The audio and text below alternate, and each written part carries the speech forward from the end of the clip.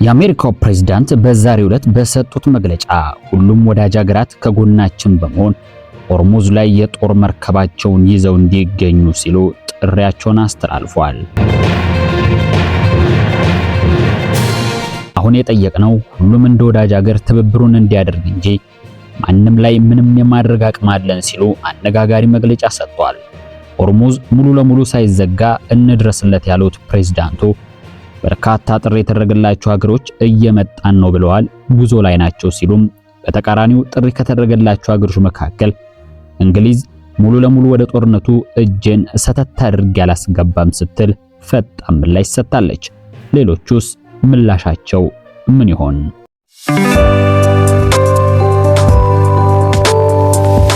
በየወሩ ወደ 3000 የሚጠጉ መርከቦች በሆርሙዝ ቀጠና በባህር ውስጥ አቋርጠው ይጓዛሉ። ተንታኞች በባህር ውስጥ ለሚያልፉ መርከቦች ስጋት በጨመረ ቁጥር የነዳጅ ዋጋ ይጨምራል ሲሉ አስጠንቅቀዋል። በዓለም አቀፍ ደረጃ የኃይል ገበያ ግንዛቤ አቅራቢ ሆነው የግሎባል ሪስክ ማኔጅመንት ዋና ተንታኝ አርኒ ሎማን ራስሙሰን ባለፈው ሳምንት ለቢቢሲ እንደገለጹት ከሆነ ሆርሙዝ ከተዘጋም ዓለም በቅርቡ አይተው ማታቀው መከራ ያርፍባታል ሲሉ ስጋታቸውን ገልጸዋል። በሆርሙዝ የሚጓዙ መርከቦች ቢጋዩ ወይም ቢጠቁ ኢንሹራንስ ማግኘት አይችሉም ወይም በጣም ውድ ስለሆነ የባህሩ ላይ የደህንነት ሁኔታዎች እስኪሻሻሉ ድረስ በትዕግስት መጠበቅ ግድ ይላቸዋል። ታዲያ ይህ ትዕግስት ሌላ ዓለም አቀፍ ቀውስ ሊያመጣ ይችላል። ከባህሩ የሚወጣው ነዳጅና ጋዝ ከተቋረጠ ይህ ለዓለም የነዳጅ ገበያ ከፍተኛ ተጽዕኖ አለው። ታዲያ ዓለም እንዴት ተረጋግታ ትቀጥላለች? መፍትሄውስ ምንድነው?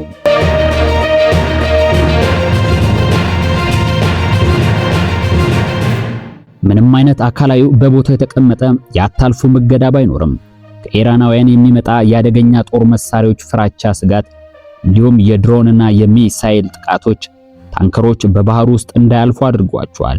ይህ ደግሞ የሶስቱ ሀገራት ፍልሚያ አንዳች ነገር እንዲሰክኑ ካላደረጋቸው በስተቀር ዓለም ታይቶ በማይታወቅ የዋጋ ማሻቀብ ማዕበል ልትመታ ትችላለች። የኢራን የውጭ ጉዳይ ሚኒስትር ቃል አቀባይ ኢስማኤል ባጃይ ሰኞ ዕለት ለቢቢሲ እንደተናገሩት ከሆነ በባህር ውስጥ የሚያልፉ የነዳጅ ታንከሮች በጣም መጠንቀቅ አለባቸው፣ አለበለዚያ ለሚደርስባቸው ጥቃት ራሳቸውን ያዘጋጁ ሲሉ ተናግረዋል።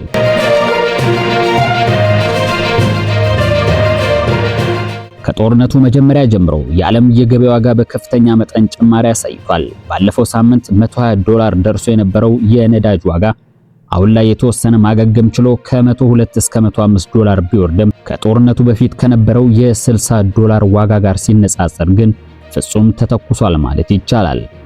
ከለንደን የስቶክ ኤክስቼንጅ ግሩፕ የተገኘው መረጃ እንደሚያመላክተው ከመካከለኛው ምስራቅ ወደ ቻይና ነዳጅ ለማጓጓዝ አንድ ሱፐር ታንከር ወጪ ካለፈው ሳምንት ዋጋ በእጥፍ ጨምሯል። ይህም $400,000 በላይ ሪከርድ ያለው ከፍተኛ ደረጃ ላይ ደርሷል። አስፈላጊ የሆነው ይህ የዓለም የመረጋጋቷ ምንጭ የሆነ የምድር አፍ መስመር ሙሉ ለሙሉ በሚባል ደረጃ መዘጋቱም በነዳጅ የናጠጡ የሚባሉ እንደ ሳውዲ አረቢያ ያሉ የባህረ ሰላጤ ሀገሮችንም ጭምር ጎርታቸዋል። ኢኮኖሚያቸው በኢነርጂ ኤክስፖርት ላይ በእጅጉ ጥገኛ ስለሆነ በዚህ የሚቀጥል ከሆነና እንደ ሩሲያና ዩክሬን ማቆሚያ የሌለው ጦርነት ሆኖ ከቀጠለ እንደ ሳውዲ አረቢያና የመሳሰሉ ነዳጅ ሸጠው ነዋሪ የሆኑ ሀገሮች የተረጋጋ ሀገር ሆኖ መቀጠል አስጊ ያደርግባቸዋል። ምን ነው ሌሎቹንስ ሀገራት አለፍካቸው እንዳትሉም አፍሪካና ኤዥያ ሀገራት በተለይም የላቲን አሜሪካ ሀገራትን ጨምሮ እዚህ ውጥንቅጡ በወጣ ጦርነት ዓለም የምትቀጥል ከሆነ ተጎጂነታቸው የትየለሌ ነው።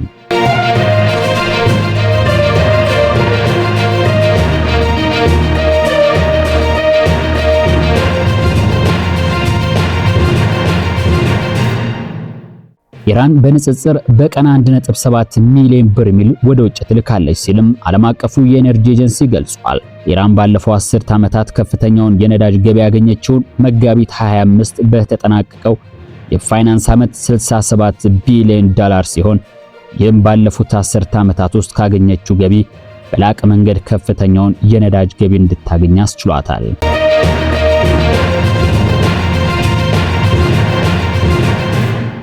የባህር ወሽመጥ መዘጋት የሚጎዳው ውጊያው ላይ የሚሳተፉ አሊያም በዛ ቀጠና ያሉ ሀገሮችን ብቻ ሳይሆን ለዓለምን የሚያናውጥ ነው። የአውሮፓውያን አቆጣጠር በ2022 ከሆርሙዝ ወሽመጥ የሚወጣው 82 በመቶ የሚሆነው ድፍድፍ ዘይትና ኮንደንሴትስ በተለምዶ በተፈጥሮ ጋዝ የሚከሰቱ ዝቅተኛ ጥግግት ያላቸው ፈሳሽ ሃይድሮካርቦኖች ወደ እስያ ሀገሮች ተጉዘዋል ሲል የኢንፎርሜሽን ኢንተለጀንስ ኤጀንሲ ኢአይኤ ግምቶች ያመላክታሉ። ቻይና ብቻዋን ኢራን ወደ ዓለም አቀፍ ገበያ ከምትልከው ነዳጅ 90 በመቶ የሚሆነውን እንደምትገዛ ይገመታል። ቻይና ይህንን ሁሉ ነዳጅ የምትጠቀመው ወደ ሌሎች ሀገሮች የምትልካቸው ምርቶች ለማምረት ስለምትጠቀምበት ነው። ታዲያ የነዳጅ ዋጋ መጨመር በዓለም ዙሪያ ላሉ ሸማቾች ከፍተኛ ዋጋ እንዲጨምርና ከፍ ያለ የዋጋ ንረት እንዲከሰት ያደርጋል። የዚህን ጉዳት በእኛም ሀገር በትራንስፖርት የዋጋ ጭማሪ መነሻ በማድረግ እዚህ ከቀጠለ ዓለም በቀጣይ ምን ልትሆን ትችላለች የሚል ስጋቱ ከፍተኛ በሆነ ሁኔታ ጨምሯል።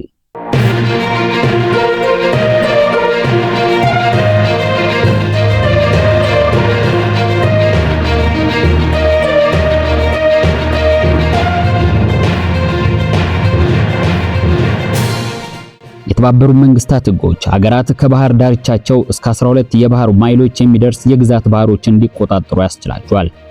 በጣም ጠባብ በሆነው የሆርሙዝ የባህር ወሽመጥና የመርከብ መስመሮቹ ሙሉ በሙሉ በኢራንና በኦማን የግዛት ውሃ ውስጥ ይገኛሉ። ታዲያ ይህን የዓለም ጉሮሮ የሆነውን የባህር ወሽመጥ ኢራን እንዴት ለመዝጋት እንዳቀደች በትክክል ግልጽ አይደለም። ነገር ግን እንደ ባለሙያዎች ገለጻ ይህን ለማድረግ በጣም ውጤታማ ከሆኑ መንገዶች አንዱ ፈጣን የማጥቃት አቅም ያላቸው ጀልባዎችንና ሰርጓጅ መርከቦችን በመጠቀም ፈንጂዎችን ማስቀመጥ ዓለም የሚፈራውን ድርጊት ልትከውን ትችላለች። የአሜሪካ ጦር በባህር ውስጥ 16 የኢራን ፈንጂ መርከቦችን እንዳስወገደ ቢናገርም የኢራን መደበኛ የባህር ኃይልና የአይአርጂሲ የባህር ኃይል በውጭ የጦር መርከቦችና በንግድ መርከቦች ላይ ጥቃት ሊሰነዝሩ ይችላሉም ተብሏል። ሆኖም ትላልቅ የአሜሪካ ወታደራዊ መርከቦች ለአየር ላይ ጥቃት ቀላል ኢላማ ሊሆኑ ይችላሉ። ትራምፕ አንዱ ዓላማቸው የኢራንን የባህር ኃይል ማጥፋት እንደሆነም ተናግረዋል። የኢራን ፈጣን ጀልባዎች ብዙውን ጊዜ ጸረ መርከብ ሚሳኤሎችን የሚታጠቁ ሲሆን አገሪቱም የተለያዩ የወለል መርከቦችን ከፊል ሰርጓጅና ሙሉ በሙሉ ሰርጓጅ የሆኑ መርከቦችንም ትጠቀማለች። ታዲያ ነገሩ ወዴት ይሆን? አሜሪካ ቀደም ሲል የባህር ላይ ትራፊክ ፍሰትን በባህረ ሰላጤው ውስጥ እንደገና ለማቋቋም ወታደራዊ ኃይሏን ተጠቅማለች። በ1980ዎቹ መጨረሻ ለ8 ዓመታት የኢራንና ኢራቅ ጦርነት ወቅት በነዳጅ ማከፋፈያ ተቋማት ላይ የተሰነዘረው ጥቃት ወደ የታንከር ጦርነት ተለውጦ ሁለቱም ሀገሮች ኢኮኖሚያዊ ጫና ለመፍጠር ገለልተኛ መርከቦችን በማጥቃት ጥቃት መፈጸም ችለዋል። አሁንም ያ ታሪክ እየተደገመ ይመስላል።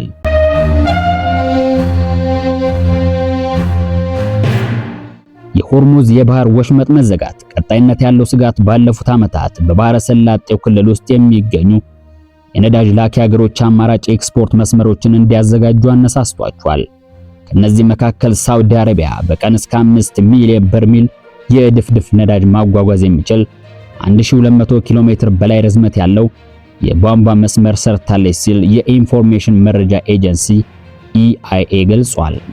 የተባበሩት አረብ ኤምሬትስ ወይም ዱባይ ቢያንስ 1.5 ሚሊዮን በርሜል ዕለታዊ አቅም ባለው የቧንቧ መስመር አማካኝነት የውስጥ የነዳጅ ማውጫዎቹን በኦማን ባህረ ሰላጤ ላይ ከሚገኘው የፋጃይራ ወደብ ጋር አገናኝታለች።